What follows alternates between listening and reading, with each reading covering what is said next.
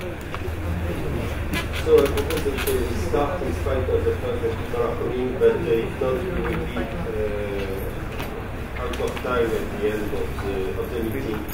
So, dear colleagues and guests, first of all, as President of the IAF, it's a great honor and a real pleasure for me to welcome you today here in Beijing at the Global Networking Forum.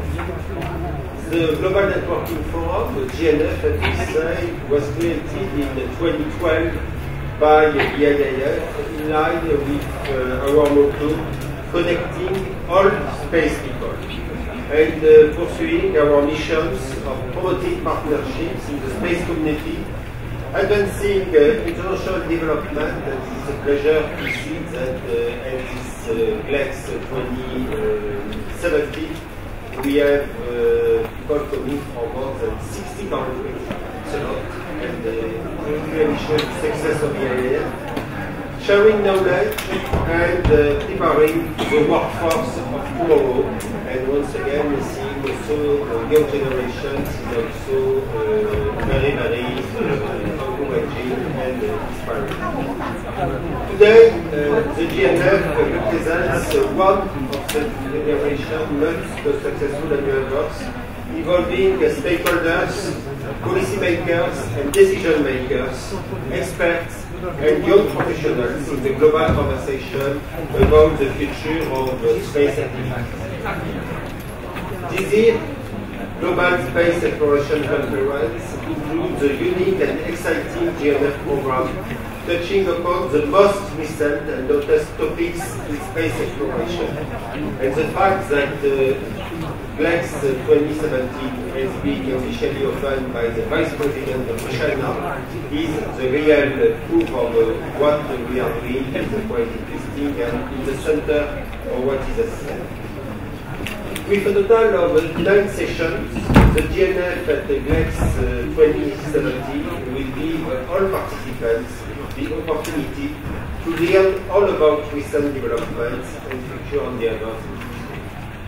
I would therefore like to thank all of our guest speakers for being here today, and to sincerely thank all of the companies and sponsors for taking the time to organize such rich and interesting sessions. On behalf of the IAF, I warmly welcome you to the GNF, and I hope you will enjoy this wonderful event, either on stage or in the audience. It is the interaction, the critical constructive dialogue we want to foster through the IAF, GNF, the Global Networking Forum.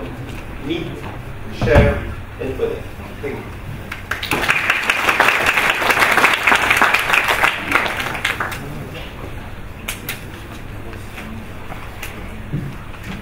So now I'm going to welcome on stage our first speaker, Dr. Guomin Li. Thank you, please. Ladies and gentlemen, welcome to this first GNF. I am the moderator. My name is Guomin Li. This seminar, we will have the 3 parts. The first, I will do this main report for you. And the second, we will play the video for you.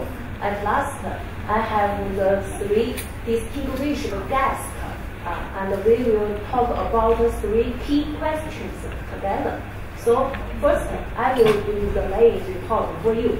My report topic title is Research on Technology Validation of Deep Space Exploration in the Space Station. Everyone knows NASA proposed they want to send the people to the Mars in the 2030. But we think it is still very hard for us. On the way to Mars, humans have to encounter ultraviolet, high radiation, hostile enclosed environment, isolation, confinement, and long-distance from Earth.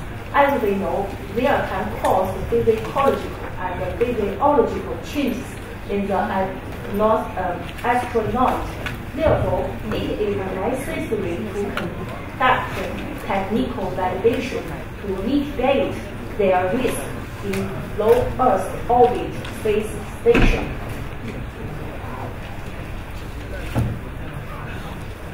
So now there are many LEO platforms. The International Space Station is the largest man-made space station in a low Earth orbit. The first component of ISS was launched into orbit in 1998. The ISS now provides a platform to conduct scientific research. Tiangong-2 is the second space laboratory module of China, designed to demonstrate medium-term orbital beaming and in-orbit refueling of propellants, and to carry out large-scale experiments for space science and application. After Tiangong-2, China is established a permanent space station in orbit. The Chinese space station is comprised of 3 models, 1 core models and 2 experiment models. The Chinese space station will be completed around 2022. And we think if we have the chance to do technology validation in the LEO platform, maybe it can include 6 steps. First, radiation protection. Second, robotics. Third, small satellite deployment.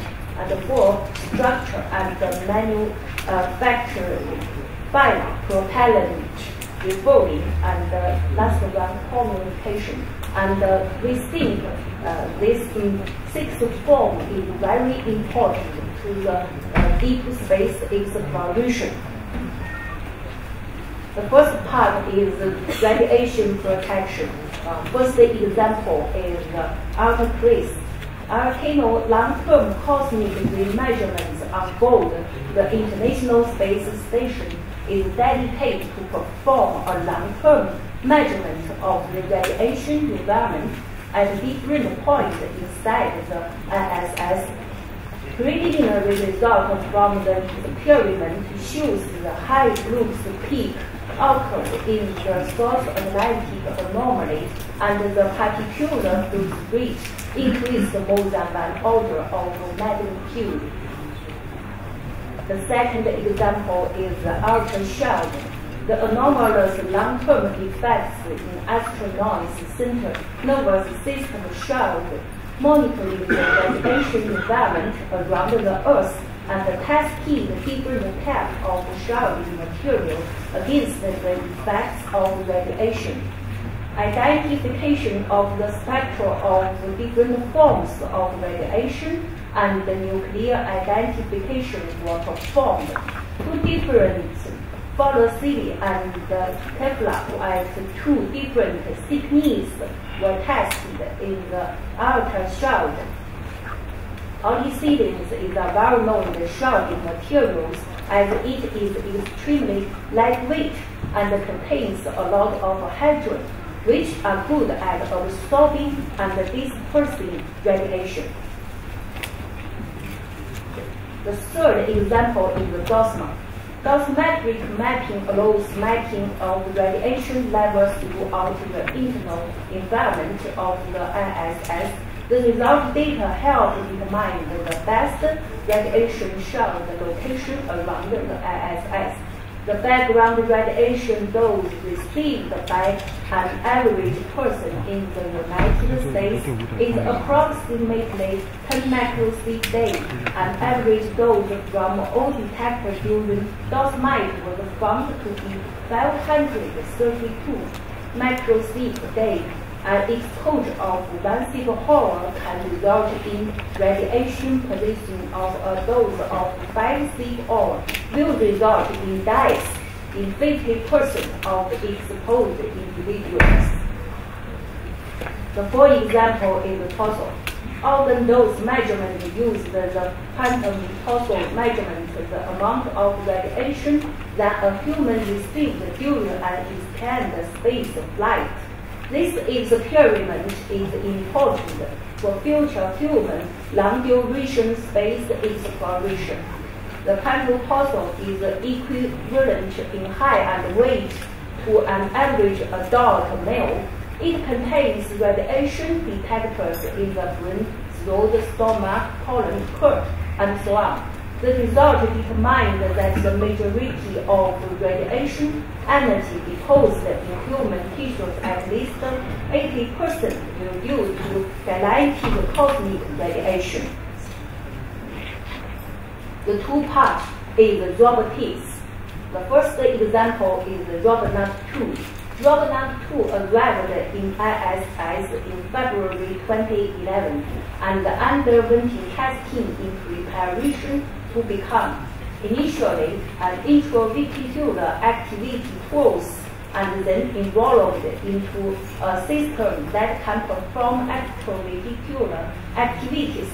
Robot 2 served as a springboard to help evolve the new robotics capability in space and demonstrated that a dexterous robot can launch and operate in a space vehicle, manipulate mechanisms in a microgravity environment, operate for an extended duration within the space environment, assist with the task, and eventually interact with the crew members. The two examples is the Pyro. Pyro was the Japanese first robotic astronaut. Pyro arrived at the ISS on August 10, 2013. It was a small mechanical person, just 13 inches tall, built to converse with astronauts on long space voyages. And I think this is very important to the human deep space exploration mission. The robotics capability involved voice and speech recognition, natural language processing, speech synthesis, and telecommunications, as well as facial recognition and video recording. Kilo was specially designed to navigate zero gravity environments and assist the commander worker in various experiences. Its main goals were to see how well robots and humans can interact. The third example is Avatar Explorer to validation teleoperation. Autonomous robotic operation performed from the ISS evolved a mobile robotic test bed located in the Mars emulation terrain at the Canada Space Agency, headquartered in Quebec, which is remotely operated from the ISS.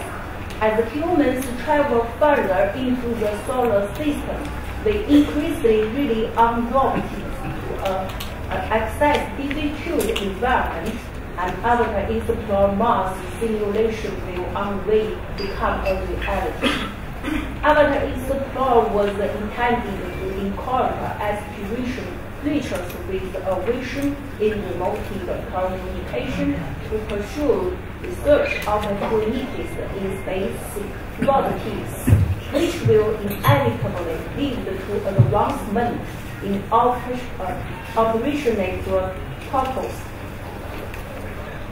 The third part is small satellite deployment, nanospaceing. Nanospaceing insert a nanosatellite into low Earth orbit and control its balance betrayal for future reduction of expenditure on the development and use of space systems based on small spacecraft. The first phase of the nanospaceing experiment was implemented in 2005. Nanosatellite number 1 was manually launched from ISS using an extravesicular activity. The duration of the satellite's autonomous flight was 4 months. Task assigned in the experiment is the use of global star satellite telecommunication system to control and communication with the small spacecraft. Effective monitor of the spacecraft's functioning using the subscribed set of international coastal satellites, test of experiment on board events. A second example is NanoRex. The NanoRex CubeSat deployer is a device to deploy CubeSat into orbit from the ISS. It is a self-contained CubeSat deployer system that mechanically and electrically isolates CubeSat from the ISS. As of March 2016, over 315 payloads have been deployed by NanoRex on the ISS and the customs base, including the Europe Space Agency, the German Space Agency, and so on. The fourth part is the structure and the manufacturing. The first example is beam. The Bigelow example activity model beam is an experiment expandable space station model developed by Bigelow Aerospace for testing as a temporary model on the ISS from 2016 to 2018. Inside the beam, there are many different kinds of sensors, each serving a different purpose. Beam is already provided data that will inform the design of future human-race-independent space habitats. ISS astronauts will continue to take measurements and monitor beam during the model's 2 years validation and test period. The second example is the ZerG printer. The main in-space 3D printer was launched to ISS on September 21, 2014. The ZerG printer was the first manufacturing device in space integrated to a microgravity science globe box. 3D printer ZerG is a proof of conceptual experiment. It includes printing multiple copies of best attempt to test over several variables, including dimensions, tensile stress, and so on. ZerG print has printed 14 unique objects and 25 parts in total. Duplicates were printed in order to determine the consistency of the printer over time. Based on visual inspection and through interaction, there were no significant filters. The third example is Purple 3D. The Purple 3D is a small 3D printer that requires very limited power and crew involvement to operate it. The goal of the Purple 3D is to be able to create homophones, parts, and workflows directly in sewage, so to considerable lowering future space missing discrepancy. Funded by Paris ASI Space Agency, Purple 3D should take about half an hour to produce a single plastic part, which will eventually be returned to us for detailed testing, including comparison with an otherwise identical part printed on the ground. The fifth part is the propellant reforming RRM. The RRM investigation demonstrated to test the tools, technologies, and the technique needed to serve and reform satellites in space, especially satellites not originally designed to be served. It was the first NASA technology demonstrated to test and prove technology needs to perform relative reforming and service on spacecraft not originally built for them, and the first use of the depth beyond robotic mechanics of space station for technology research and development.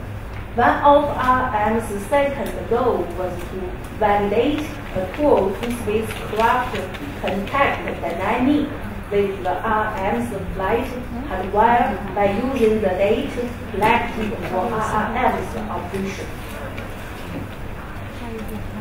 The last part is communication. The first example is LCS, testing of the laser communication system for transfer large data fields from ISS and wire over laser communication system is a prospective new direction for space communication system with the development of a system based on transfer information using a laser channel. In the future, such system could support a large throughput while consuming less energy and have a smaller dimension and mass of transmit receive equipment than is currently used by radio communication system. RCS allows us to begin the actual implement of laser communication technologies in space like used for information transfer. The two examples is NASA's laser communication. Optimal payload for laser science is a spacecraft communication instrument developed at the JPL and was tested on the ISS.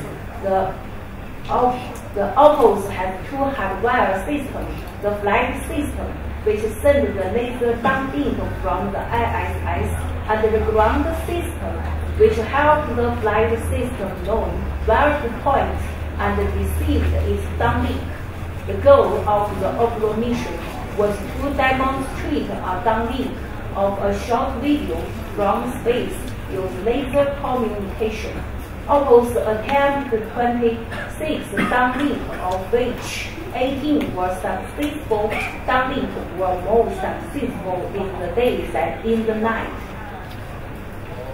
So, the summary of about technology validation, we can know from the technology validation from above, ISS is a leading space laboratory, hosting state-of-the-art science facilities, and providing research with a continuous microgravity environment to conduct investigation across many disciplines. The results from this technology validation have so far yielded updated new insights into how to better live and work in space, such as addressing radiation effects on human health, cooperating with robots in the work. Besides, a lot of examples of the ISS utilization applications are highly relevant to our life on Earth. Technology validation also shows promise in diverse applications such as medicine and global maritime tracking, and have advanced our knowledge of our planet's health, while also contribute to disaster response efforts. And the Chinese have used technology validation in our Tiangong 1 and the Tiangong 2 platform too. With the implementation of China's man-made space flight and lunar exploration program, we have carried out some technical validation projects for deep space exploration in the low Earth orbit space lab, such as robotic arm, brain-computer interaction, Tiangong 2 accompanied satellite, propellant refueling and quantum communications, plant flooring and seed setting, and so on. The first is robotic arm and brain-computer interaction. Tiangong 2 Space Lab is equipped with an on-orbit entire robotic arm terminal operation system, which is used by astronauts to test the brain-computer interaction in orbit repair technology that will allow astronauts to control equipment with their thoughts rather than manually. The experiment verifies the on-orbit technology of the core parts of the robotic arm, exploring the brain-computer interaction model to accumulate experience of space robots working in orbit. Other tests include robotic joint stiffness on orbit identification and grasping float false. The second example is the Tiangong-2, a companion satellite. And a companion satellite was launched into space above Tiangong-2 on September 15, 2016. The satellite weighs 48 kilograms and is about the size of a paper. The microsatellite was able to conduct efficient orbit control, process tasks autonomously, and transmit data at a high speed. At the end of October 2016, the satellite orbited close to Tiangong-2 and Shenzhou 11 and took photos with the high-resolution camera installed on it. The accompanying satellites also carried out space experiment with Tiangong-2 to expand the use of space. As everyone knows, Tianzhou-1 propellant refueling. Tianzhou-1 is the first Chinese logistic cargo vehicle launched on April 2017. The main object of Tianzhou-1 mission is to conduct the on-orbit refueling of Tiangong-2 space station. During this mission, the new vehicle will make 3 rover attempts with Tiangong-2. Combined operations with the Tiangong-2-Tianzhou-1 orbital complex will take place over 2 months. At the end of this period, Tianzhou-1 will separate from Tiangong-2 and will initiate an autonomous orbit mission for 3 months to carry out experiments and testing during that period of time. The fourth is quantum communication. Quantum communication was conducted on the Tiangong-2 Space Lab. The Tiangong-2 Space Lab is equipped with a primary detector, a space Earth quantum key distribution and laser communications experiment to be used in conjunction with the most quantum science satellite. Quantum secure communication. Quantum keys are theoretically impossible to crack by even quantum computer. The quantum communication experiment on the Tiangong-2 and quantum science satellite made China become a world leader in quantum communications technology. The fifth is Tiangong-2 planet-exploring and seed setting in space. Exploring the world life cycle of high plants under microgravity conditions, focused on the regular mechanism of high plants. Space artificial vegetables in Tiangong-2 are not allowed to be eaten by astronauts this time because these plants need to be sampled back for biosafety tests, such as detecting exceeds the level of microorganisms on planet surface. So Chinese is just on step. Development result is after around 2022, the Chinese space station will provide a long-duration microgravity exposure, thermosphere exposure, and external environment exposure platform for science research and technology validation. A kind of technology validation can be conducted on the Chinese space station, such as radiation measurement and shielding, life support system and habitation, spacecraft materials, and thermal management technology. Other multidiscipline validation, for example, human research, space medicine, biology, and biotechnology. At last, this is the Deep Space Station proposed by NASA. We think the low Earth orbit space station offers desired platform for deep space technology validation it provides the long-duration microgravity exposure. Various exposed and extra environment exposure for material observation at high inclination, altitude, and velocity. However, for deep space exploration, besides this low Earth orbit space station, we also need deep space station.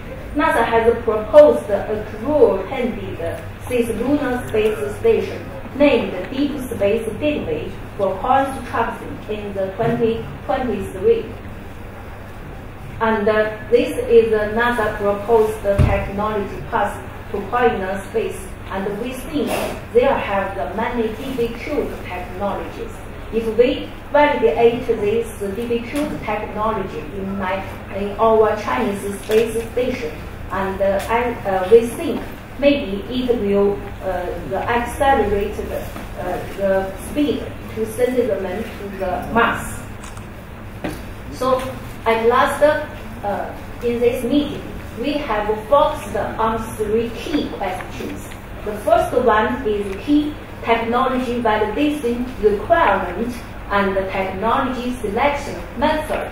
The second question is the feasibility of deep space technology validation in the low Earth orbit space stations, such as making sure the orbital altitude, and the environment of the space station is fit to test new material. The third question is how to evaluate existing test projects in space station, such as mixed reality, teleoperation, robot project technology, and deep space radiation protection technology, and so on. So this is my paper. At the 2 parts, I will play a video for you.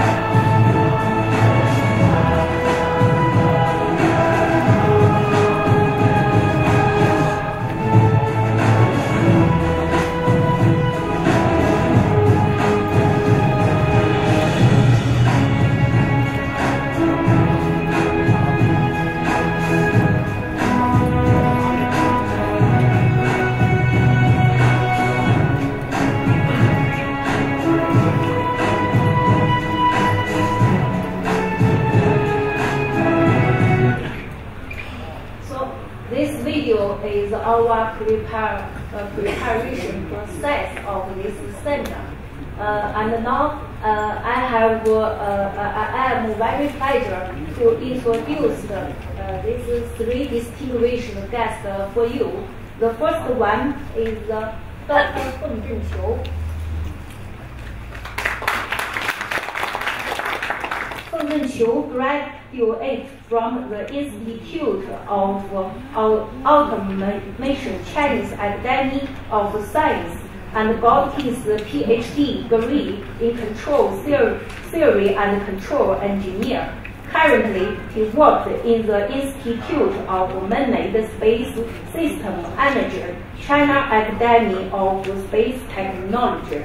His research interest is in man-made deep space exploration. The second guest is Liu Yan, Dr. Liu Yan. Dr. Liu Yan is a doctor of physics in Tsinghua University. He majored in multi-physics and the electric field controlled magnetization in the field of condensation. Matter physics experiment and published 5 papers in the HD Master and so on. Now she worked in Technology and Engineering Center of Space Utilization, Chinese Academy of Science. Last one guest is Wang Hanlei, Dr. Wang Hanlei. Wang Hanlei was born on January 5, 1982 in Shandong Province, China. He received his PhD degree in control theory and control energy from Beijing Institute of Control Engineering, China Academy of Space Technology, Beijing, China. From March 2015 to March 2016, he was with the Department of Electrical and Computer Energy, University of California and Riverside, CA as a visitor scholar since March 2016. He has been with the Beijing Institute of Control Engineering as a senior engineer. His research interests include robotic, spacecraft, networking, system, visual sensors, teleoperated, and non-linear control. At this seminar, and we prepared the gift for you. We have focused on these 3 questions. I hope you can join us talk these 3 key questions together, and I will give you this book written by our team, named is the Human Deep Space Exploration for You. But I have only 3 books, and I can only give the first 3%. So let's begin.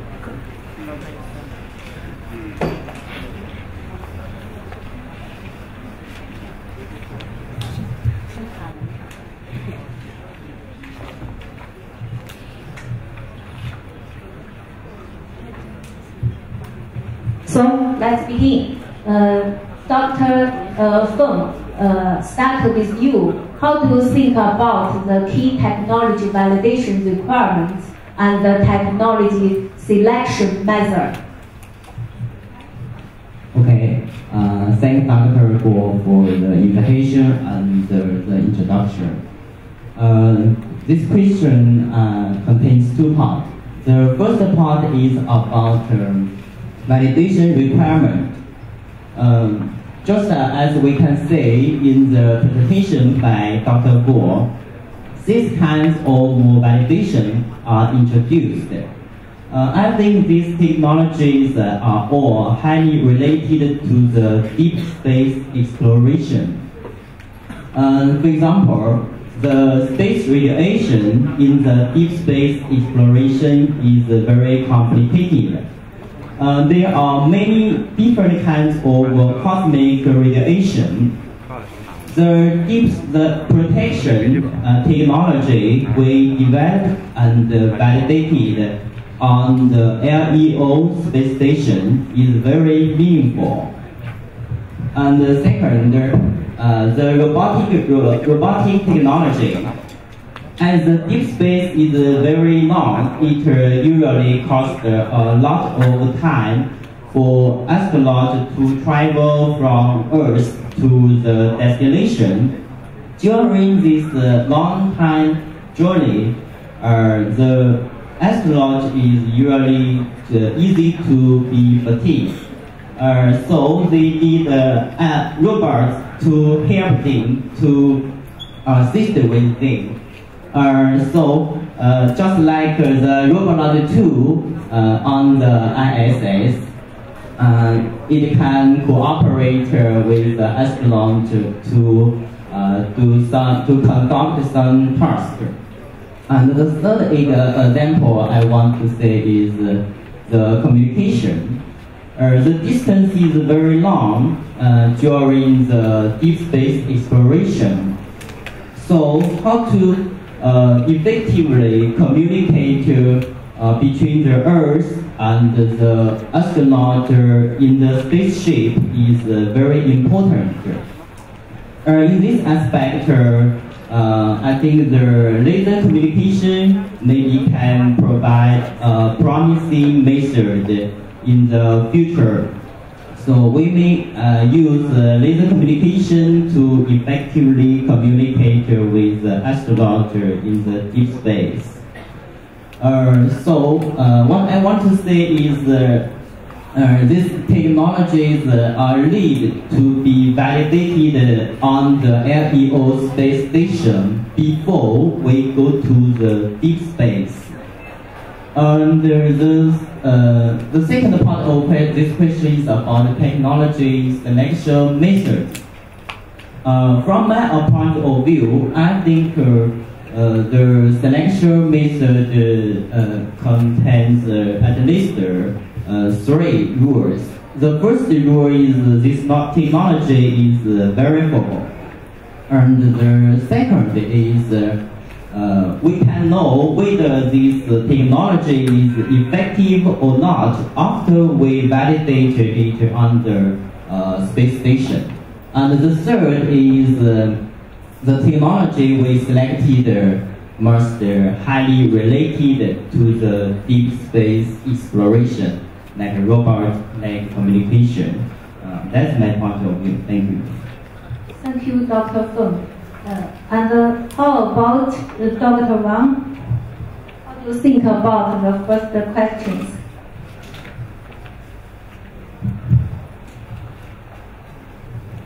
Due to your major, something about teleoperation and robotic technology. Since we know that virtual reality or mixed reality with teleoperation is a very common control approach in the teleoperation robotic literature. And the teleoperation is important due to the fact that it is safe, since by teleoperation the astronaut and the task can be separated. So that is the robots do some actual activity, while the astronaut can be in vehicle. So in that case, it will be much safer and much cost efficient. The issues in teleoperation, there are 2 important problems. That is the communication delay, since the robot and the astronaut are separated, so they need to communicate with each other so that to complete the calibration. Another issue is about that is telepresence. Telepresence means that although the astronaut and the robot are separated, and the ideal goal is that it's just like on site, just like at the task site, although they're actually separated. So that's if we achieve convergence, that is, we just like that the astronaut is doing tasks at the site. So that's our goal. I think in the Tiangong 2 Space Laboratory, we can validate the teleoperation technologies by conducting some typical tasks, such as packing tool, operational tool, or capturing a tumbling object, a tumbling target. We know that capturing a tumbling target is important for orbital services. This is now a very hot topic. This technology, the evaluation, is also important for the future deep space exploration. Since in deep space exploration, the evaluation will be important, since we can't do everything before we sending a vehicle in deep space exploration. We must do something for preparation. So in that case, it will be much safer and cost efficient. And the rationality behind this is that what we do must be reasonable. That means that the issues must be similar. In that case, our evaluation will be reasonable. So we can see some similarities between the teleoperation in the space lab and the teleoperation of, for example, lunar mobile robots. In the lunar robots teleoperation, usually the astronaut is on a vehicle of a lunar orbit, while the mobile robot is actually on the lunar surface. So the astronaut just sends some command to the robot, and the robot then executes the command to do some tasks. So this is just orbit to the ground, or ground to the object. So the issues are actually similar. So that's the rationality of technology evaluation. The final issue that I want to talk about is about the brain-machine interface that has been evaluated in the Tiangong 2 Space Lab. And in this case, it's just that we collect some mind signals from the astronauts, and then process. After that, this processed signals are transformed to robotic commands, and then the robot just executes the commands under this information. And this kind of is very like achieve our goal of intelligent operation. Since the robot just like an extended tool of the astronaut, just like our hand. So this is also interesting. That's all I want to talk about. Thank you. I think his opinion may be very important, but I want to know, Dr. Liu, how do you think about this? Okay, it's my turn. Since I come from Chinese Academy of Science, so we focus on the scientific, we focus on the science experiments much, and I will discuss this issue more, considering the science experiments. Okay, the first part of the issue is the technology validation requirements. As Director Guo has reported in her report, there are many technology validation in the space science experiments, such as the plants growing in the space and the stage setting, and so on. Now I also listed another two examples, that is preparing for the deep space exploration. The first is about the Boeing loss. As we all know, the astronauts in space will lose about 1.5% Boeing in the space. so that damage their health very much. And for the deep space exploration, they will stay in space for longer time, even for 1 year or much longer. So the study to reduce the Boeing loss is very important. Then to solve this problem, scientists in China also design space experiments to study the anti-optical process to reduce the Boeing loss in Tianzhou 1. Another example is the embryo growth study. As we all know, one of our goals is to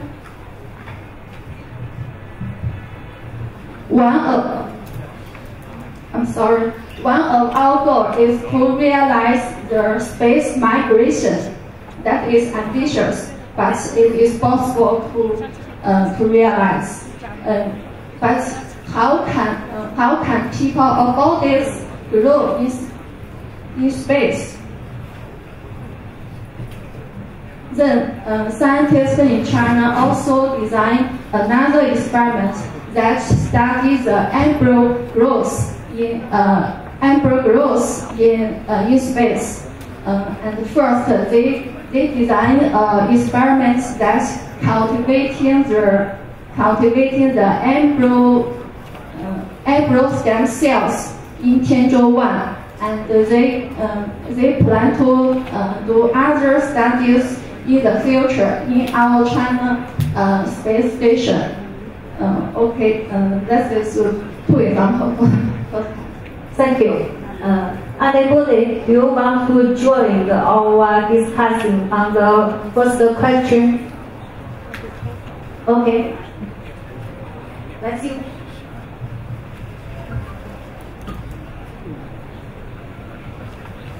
Hello. I have a quite practical question to ask. Like the key technology for the space application is quite a long time to develop it. And also procedure of validation is quite long. And for the deep space exploration,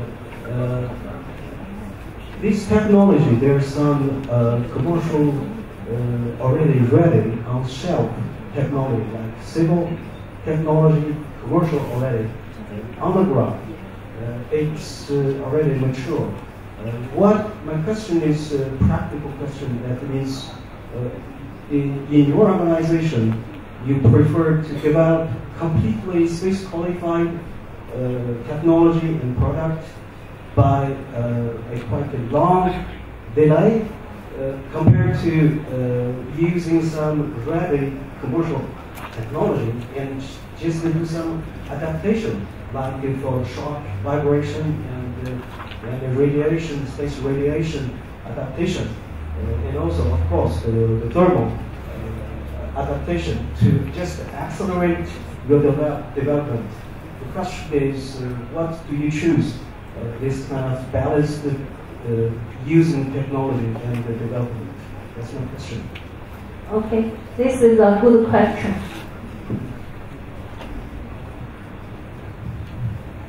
Okay, Dr. Feng. Thank you for your question. I think it's both important to develop advanced technology in the future and use the current commercial technology for the mission. In this aspect, I think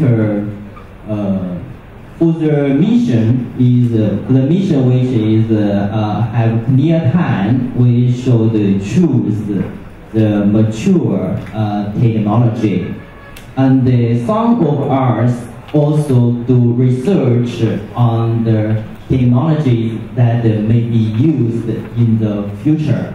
So firsthand we will conduct this research. Thank you.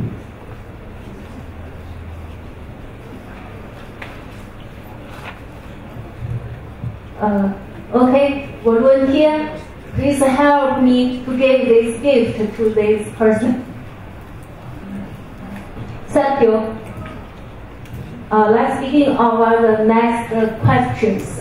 The feasibility of deep space technology validation in LEO space station, such as making sure the orbital altitude, and the environment of the space station is fit to test new materials. In the 2022, we will build our Chinese space station, but we are very worried about the condition of our space. The condition of our space station may be fit to this much more experiment. So I want to know, Dr. Feng, how do you think about this? About this, I think it's feasible to validate this technology. It's feasible to validate this technology on the space station. In the deep space station, take the lunar orbit space station for example. It is very similar to the ISS, like the LEO space station. The witness environment is very similar, so the physiological and the psychological effect of astronaut is almost the same. So technologies on such as preventing the burnouts, relieving the mental stress of the astronaut is very meaningful. Once this technology is validated to be effective, they can be directly used in the future lunar orbit space station. Another example, such as the 3D printer, is also an example.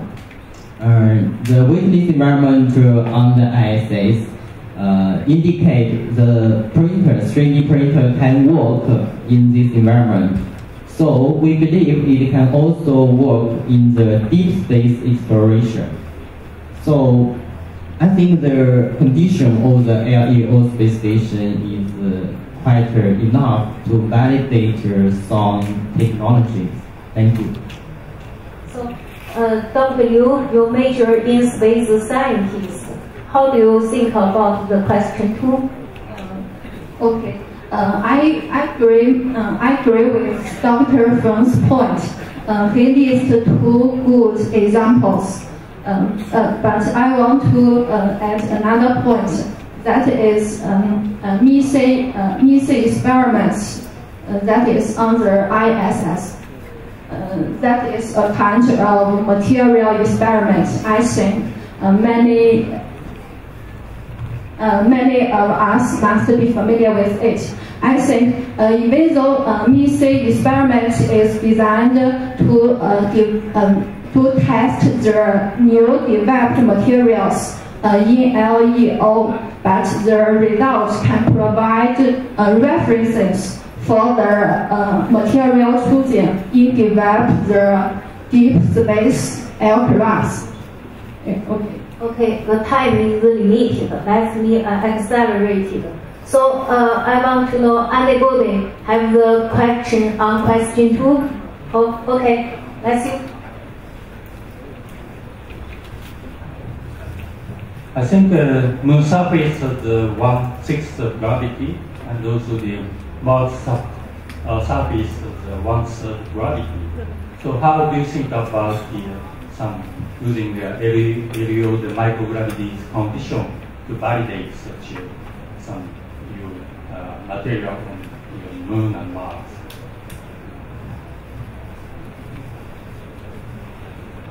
I'm sorry. The first part of your question. My question is the future the deep space exploration on the Moon surface and the Mars surface. We have some gravity of the 1/3 or 1/6 gravity. Yes. But the LEO condition, the microgravity, zero gravity. zero the gravity, how you can adjust some, validation of the test body, some future material on the moon and Mars. Moon and Mars. Yeah. Okay. Thank you. It's a very good question. You want to know how we adjust our device to the different gravity level on Moon and Mars. Because to the Moon and to the Mars is two different missions, and I think perhaps people will spend a long time to achieve the difference between the two. So the first mission, or the relatively easy mission, is to go to the Moon, and then all the device, all the aircrafts are just designed to adjust to the Moon's gravity. Then when we plan to go to the Mars, then the device will be designed to adjust to the Mars gravity level. I think it should be this. Okay, the time is so limited. So last one question. Who? Okay. Hi, thank you for your presentations. Dr. Liu, you talked about embryo growth studies. Yeah. And GNF1. Does CAS have future studies planned for the 110 or 110 modules for the Chinese space station in the future? And what species the cells will be from? Thank you. Thank you for your question. You want to know more about the embryo experiments in the future Chinese station. But many of the much is secret. So I can only talk about that. Scientists want to observe the embryo growth in the Chinese China space station, or even grow a mouse, or boil a mouse in the space station. Sorry for that. No time, sorry. That's all. Thank you for joining our seminary. See you later.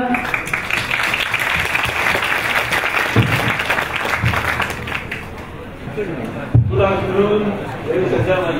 Welcome to the second session of the Global Networking Forum. This session is on scientific robotic exploration of the solar system.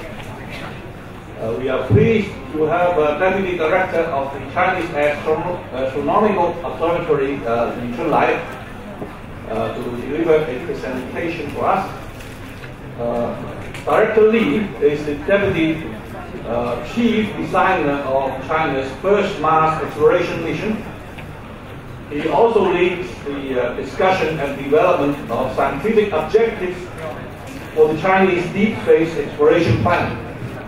He's going to talk about the development strategies and scientific objectives of deep space exploration in China. Let's welcome.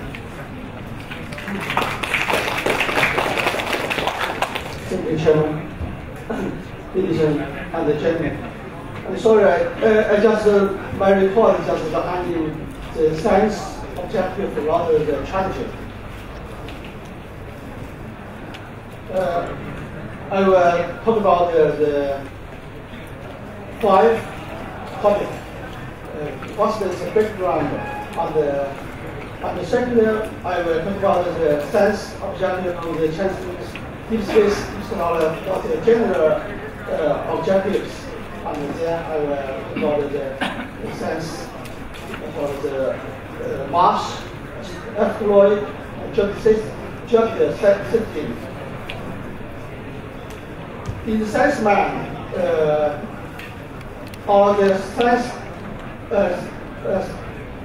science objectives are focused on the 5 topics. The first is the origin and the early evolution of the solar system.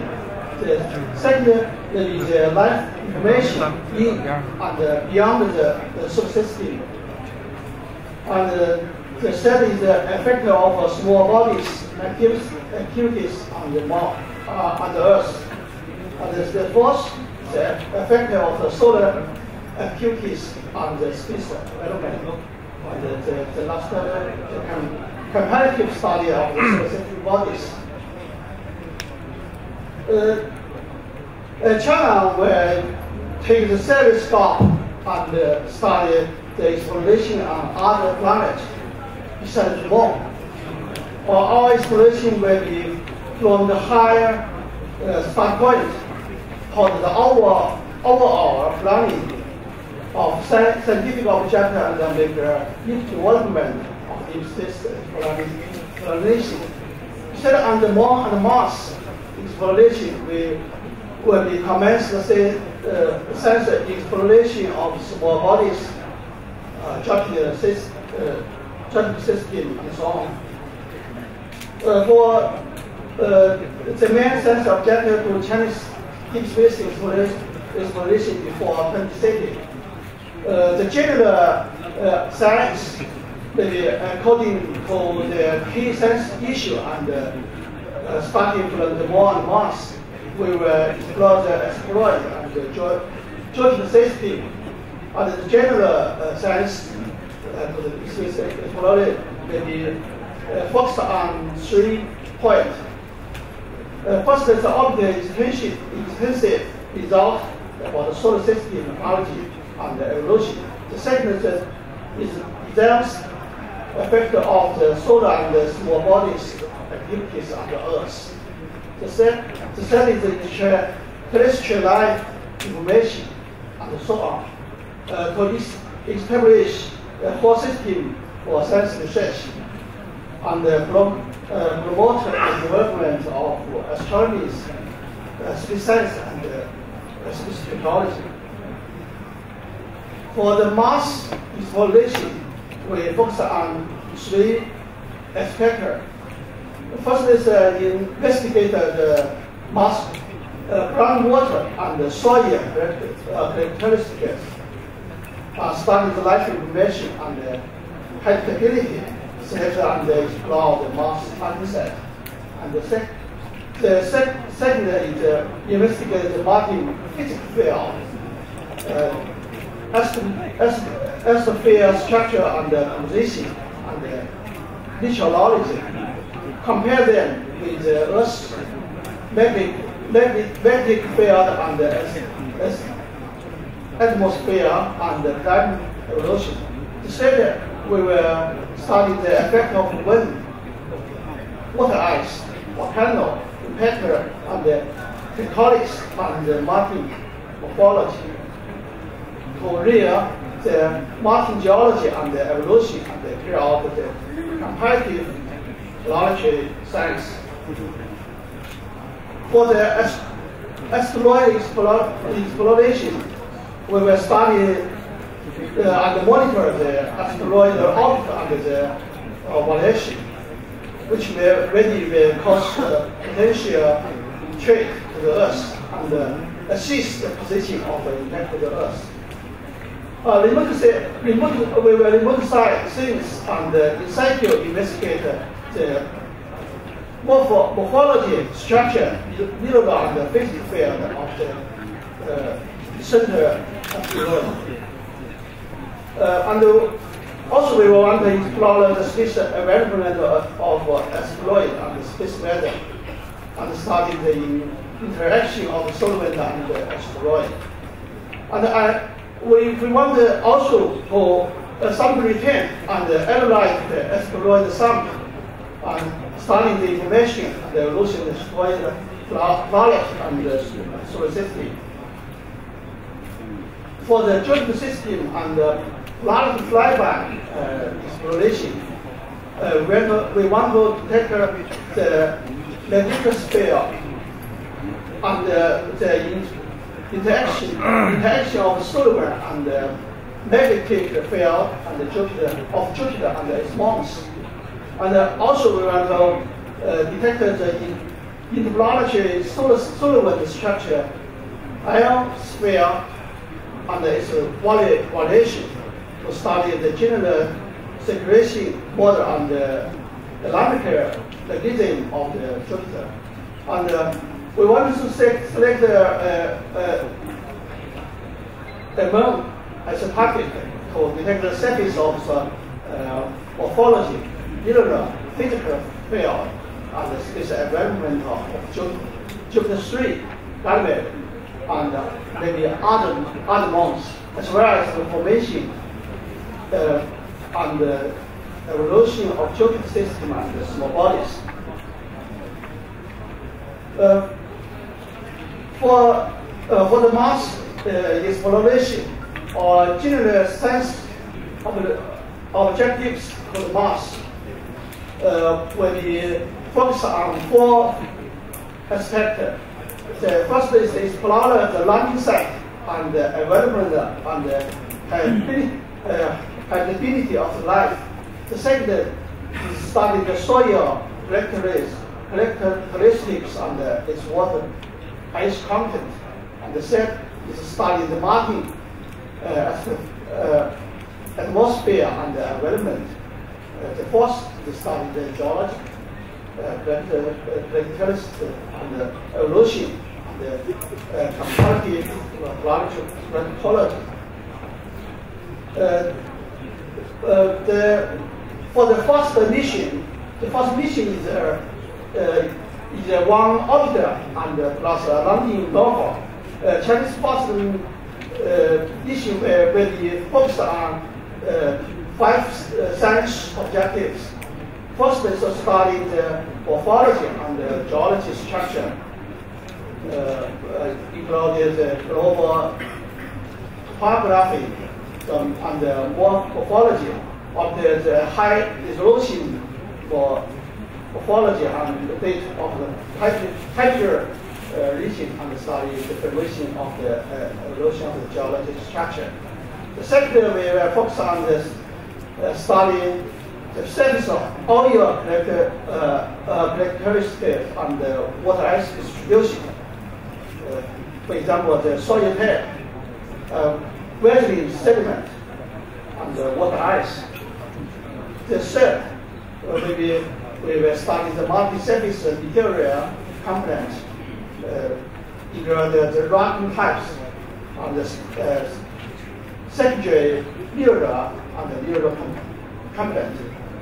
The fourth, we will study the characteristic of the ionosphere, climate, and the environment, including the space environment and the surface temperature, barometer, pressure, wind field, and the ionosphere structure, and the season change of the surface weather. The fourth set of objectives is to study the physical field and the interior structure. For example, the magnetic field and the interior mass distribution and the gravity field. Some payload we have a concern.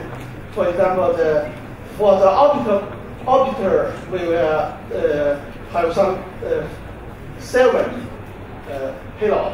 The medium resolution camera, high resolution camera, Mars subsurface exploration radar, Mars mirror spectrometer, Mars magnetometer, Mars ion and neutral particle analyzer, and Mars energy particle analyzer. For the rover, we choose the topographer camera, multispectral camera, and the subsurface detector radar, Mars surface operation detector package, and the Mars management field observation station, and the Mars climate station. For the second the second mission to the Mars, it will be a return, a sample return. We focus two science objectives.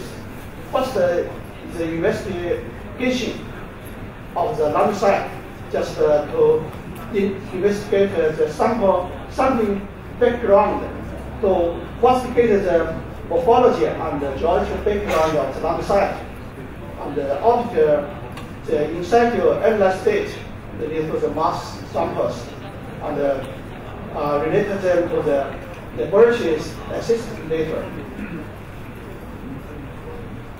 The second science objective is to analyze and research on the mass samples. Just study the mass samples systematics and continuous, to analyze the structure, physical characteristics, and the contents of the mass soil and the minerals, to investigate the mass formation and the evolution history, and study the comparative quality. The first topic is just science objective for the asteroid exploration before 2030. Before 2030, with the method of the flyby, company attachment and the sample return, Chinese asteroid exploration will carry out the whole exploration, with regional exploration and the sample return of a target asteroid. The science involved to measure the physical parameter of target asteroid, such as orbital element, rotation parameter, and the size. The second is for the asteroid itself, to detect the morphology, surface interior component, interior structure, space weather, near space environment, and the possible water and organic manipulation of the asteroid. We're studying the asteroid formation and development, and they provide information field for solar system origin and evolution. The third science objective to return some asteroid samples, analyze and study the sample deeply and systematics and comprehensive. We will measure the physical characteristics, chemical and mineral organic components, explore the composition and the structure of the samples, and the scientific evaluation for the asteroid origin and evolution. And we will also measure the formation edges of the samples to study asteroid formation size, impact fission, and the motion in the planetary space. Very important just to compare the sample with the meteorite, contract the relationship between the meteorite and the asteroid, between the ground observation and the remote and the in situ detector, and the laboratory measurements. So it intended the research of asteroid and the solar system origin and evolution. The payload is just conceived. Maybe we will carry some morphology analyze, topography measurement instrument, maybe some composition analyze, interior structure analyze, planetary physical detector and space development analyze. The fifth objectives for the Jupiter system and planet flyby exploration. The Jupiter is a mini solar system and very very important for research the evolution, origin and evolution of the solar system. Chinese geological system exploration will take the way of optical survey and focus on the geological magnetic sphere structure and the geological surface material and space environment. The general objective will be involved studying the magnetic sphere structure of the geological system, because the geology itself and the geology 3, because the geology 3, the Ganymede is the only moons in the solar system have the magnetic sphere. The second is study the atmosphere model of Jupiter and Jupiter 3. For example, the magnetic sphere, plasma, and the atmosphere, and the space development and the atmosphere evolution model. The second, we focus on the Jupiter 3 to study the morphology, material components, and the tectonics of Ganymede.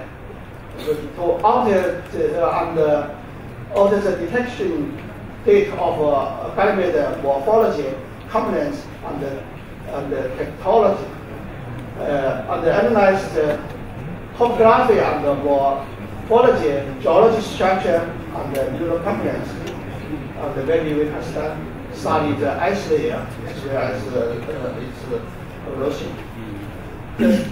The fourth, we will study the solar structure and the interplanetary magnetic field of the Venus, Earth, Jupiter, and the Kuiper fields. Because we just we use Venus, Earth planetary assist plan, so we have a chance for study the interplanetary magnetic field and Venus, Earth, Jupiter, and the Kuiper field, and the solar radiation structure and the evolution. The payload just very broad to concise. For example, the planetary physical detector space environment analyze interior structure and the morphology analyze for topographic measurement treatment and material composition analyze. So the main science objectives of Chinese deep space exploration before 2030 maybe general science maybe broad, starting from the moon and the Mars exploration. Then we will explore the asteroid Jupiter system and so forth. Science objective focus on the solar system origin and evolution, extraterrestrial life information, disasters effect of the small body activity on the Earth. This will push forward Chinese astronomy, space science, and technology. All the science and the design just under discussion and the decision. Thank you very much.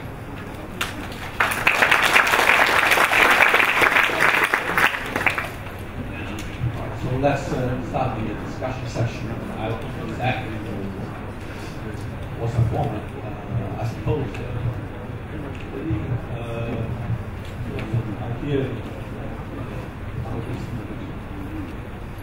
suppose okay, let's start with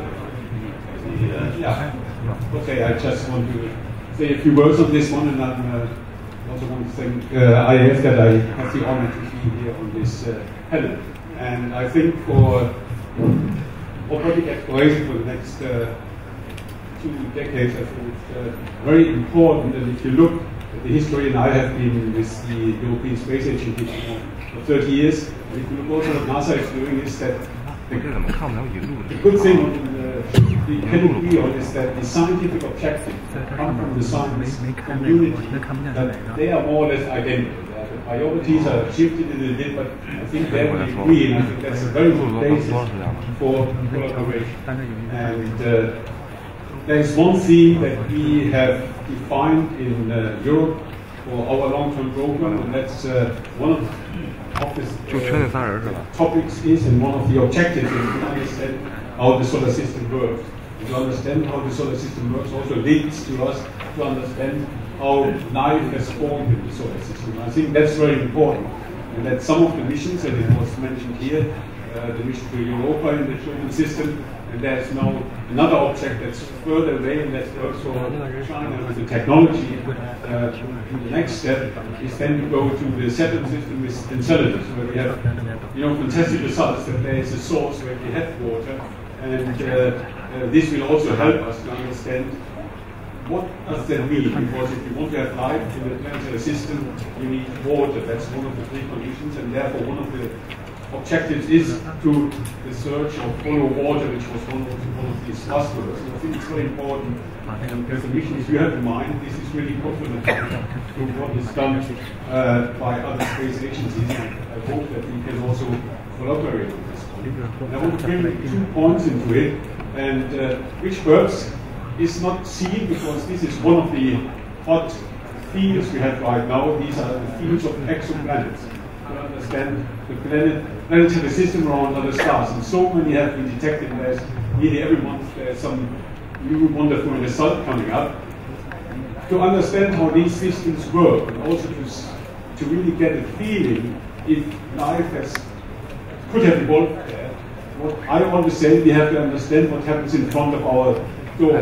We have to understand our solar system, that we can draw conclusions on other systems, and this has over the last, it's a new field, over the last 20 years, exoplanets has expanded. It's really fascinating, but we should also say we have to understand here how our system works, and this is fascinating.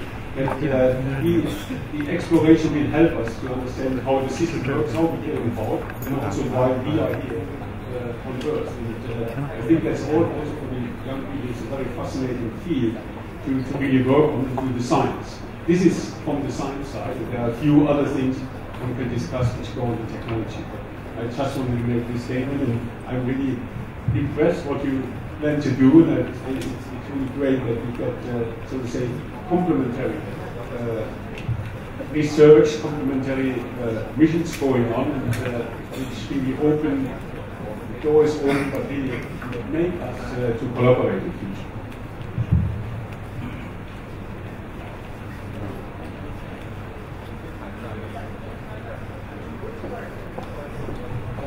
Question to ask. When you say complementary, is the plan to go to isoplanet more or less determined now? Is that orbital isoplanet? Yeah, what has been, we know that in ESA, the mission that's called CHOOSE, to study Ganymede and then also Europa, that has been approved, and there's a launch date set in 2020, but they hope that this can be kept. There's also the Europa Clipper in the States that's been finally approved, but there's a next step, which was the idea originally that at least one of these missions, or it should have been a joint big undertaking between NASA and ESA again, that there should be a lander to put on Europa, which is the next step, you would say, and this is still open. Yeah? There is still an opportunity to do that, but this is something I think one of the space agencies right now, they can't do it alone. There should be collaboration. There is an example, there's a proposal in the ESA system for a lander from my colleagues, and I think that is fascinating that you explore some of the it's like always what you do first, you want to see how objects fly. Then you do the flybys. So you know what it is. You can do the flybys, then you do your orbital missions, and in the end you land on it. Because from the orbit you get the surface structure and you know where to land. I think it's a bold step that you orbit and then land. And, yeah, but you see, I was for long years was a project scientist for Rosetta, and I was the mission manager in the end before I retired.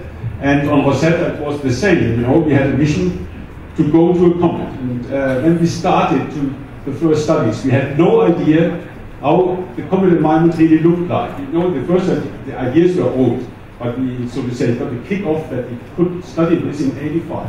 The first close-up image of a comet we got in 1986 with the Giotto and the Vega flyby. That was the first image of one comet nucleus.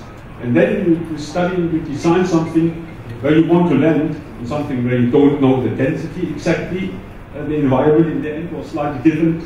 If you look at the Rosetta, the Churyumov gas in main shape was also different to what you expect. And then you need your talent in navigation, in the flight dynamics, that they can provide, so to say, the framework that you can land as a small object on such a small rope on such an object. And it's the same when you want to land something on Europa, because we know the surface from have great images from Voyager still and newer ones. And but the environment we know to some extent. We know the radiation environment there, which is challenging. And the other thing what a lot of people forget is if you want to go to an object where you believe there is a lot of water, where there might have been a chance that some life has evolved, you have to think about planetary protection. That means you have to put there a very clean spacecraft. And when you want to bring a sample back on Mars, it's the same. You have to look at planetary protection, which requires more effort to get the spacecraft clean also on the return. And some of my colleagues and some engineers don't like it because the cost goes. Yeah, because if you have a clean spacecraft, it's not so straightforward. And these are things you have to keep in mind. But there, the international community is really working on it. We have via Coast Guard, we have a committee where everybody is involved to see what we can do now and what we can do there. And also, we have with the Coast Guard very strict rules.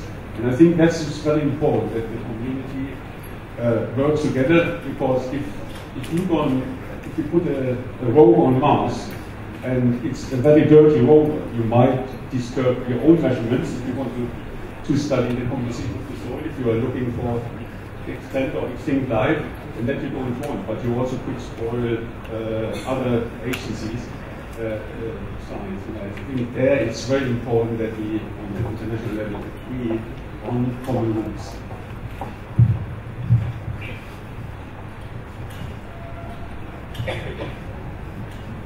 Thank you so much for your excellent presentation, Dr. Lee. Have you seen the movie The Martian? So Chinese supported NASA so long way, helped the movie star to go back to the Earth. For example, the NASA did not decide the landing methodology because they don't want to contaminate the Mars environment. And your presentation, according to your presentation, you talk about the landing and landing site and the environment. Have you decided the landing site and then landing methodology? And also, I'm talking about the collaboration, international collaboration.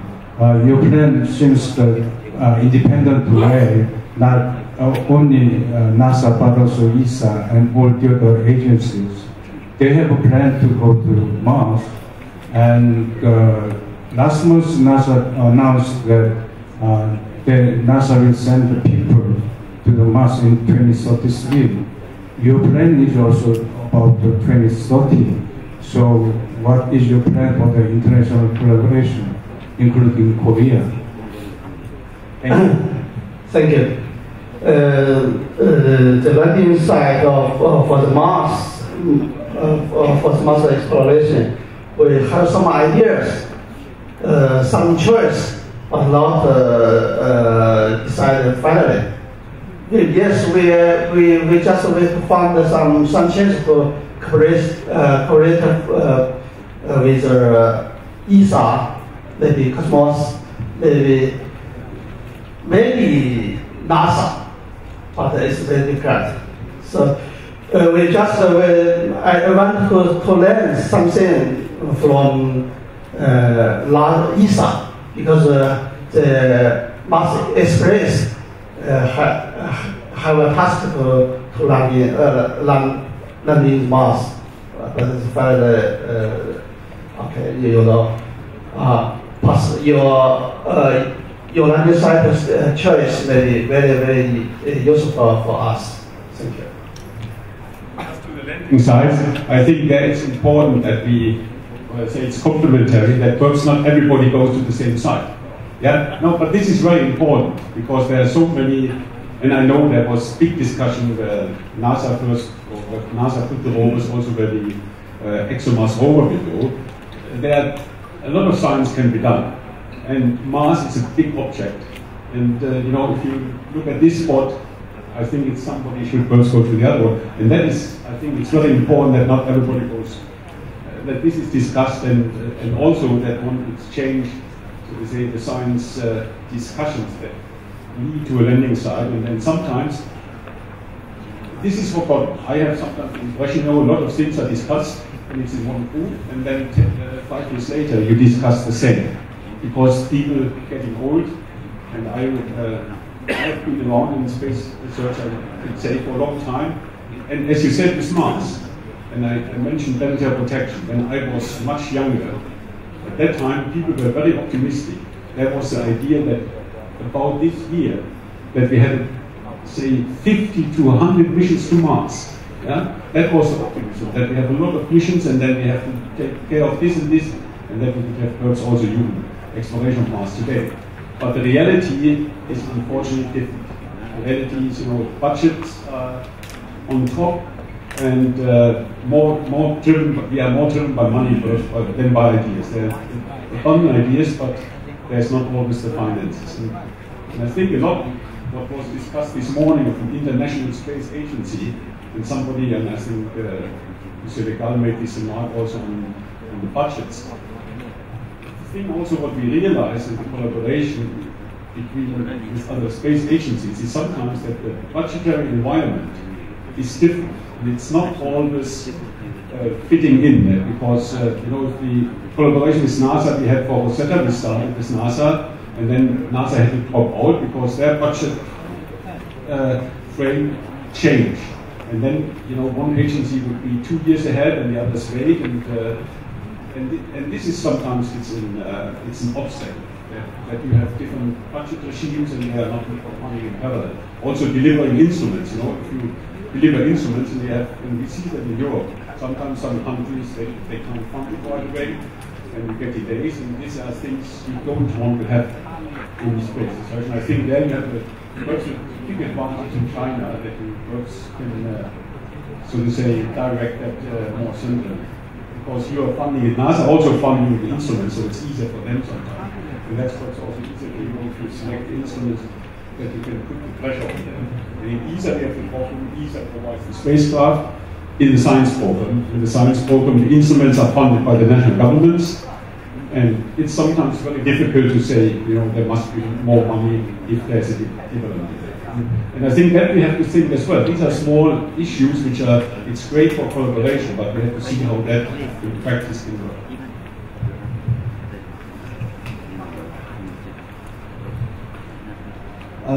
Dr. Lee, I have a question about the status of the objectives of the program that you outlined. Can you tell me, for example, does the entire plan have high-level approval? Does it all have budget, or do only some of the earlier parts of the program have budget? And a related question is, do you have all the technology that you will be needing for this all lined up? For example, you need new launches, spacecraft process. Exactly, we have not yet it's the budget, but maybe it's very near. For the technology and the engineering, I think we have 10 years for more than 10 years for the lunar exploration, and There's very many difference, but I think our storage of the technology we will get the mass exploration and exploit population.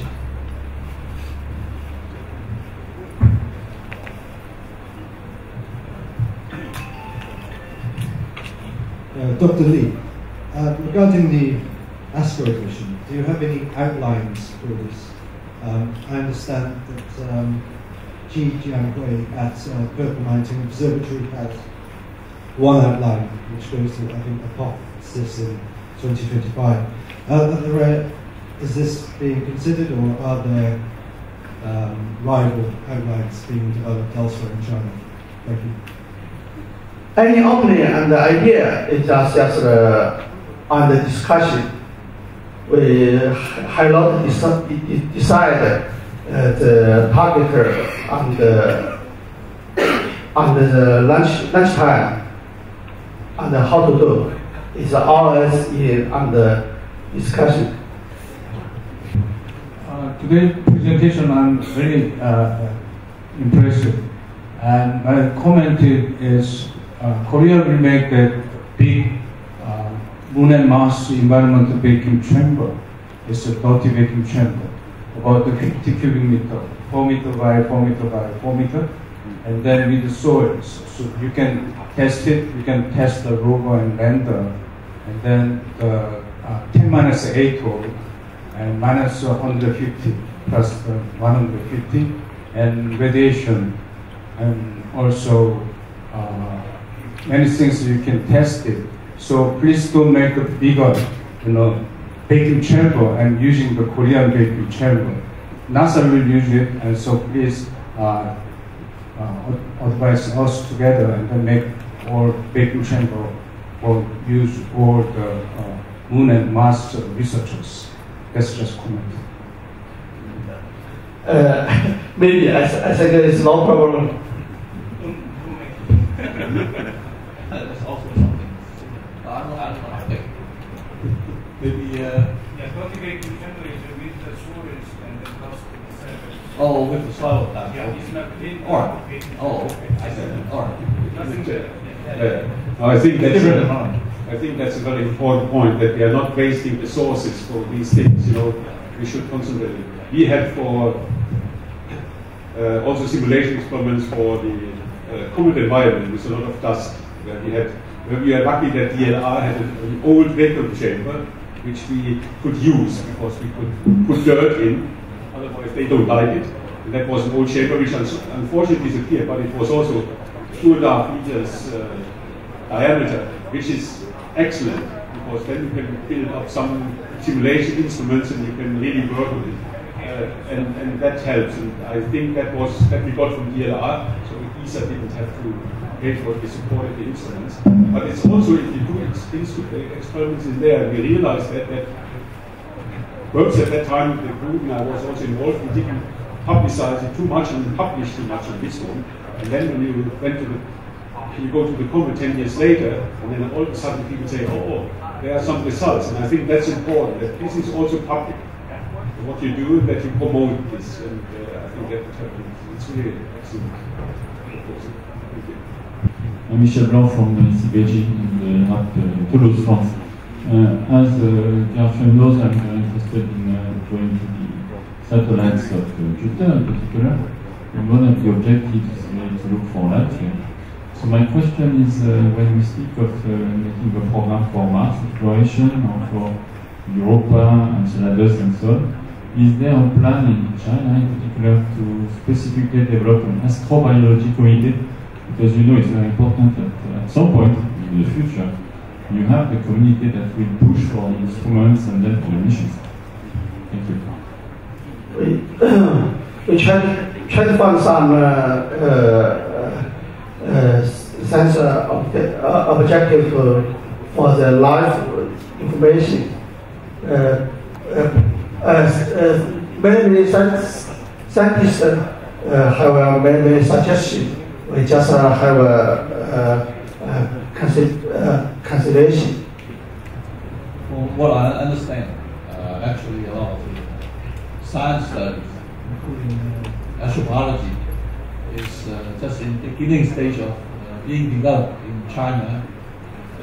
I know a few people working on it in Hong Kong and some mainland institutes. So these are all, in fact, planetary science is something in China really is being developed. Professor Shankwang in Hong Kong. Yeah, Shankwang. This is my classmate. Yeah. Any other question?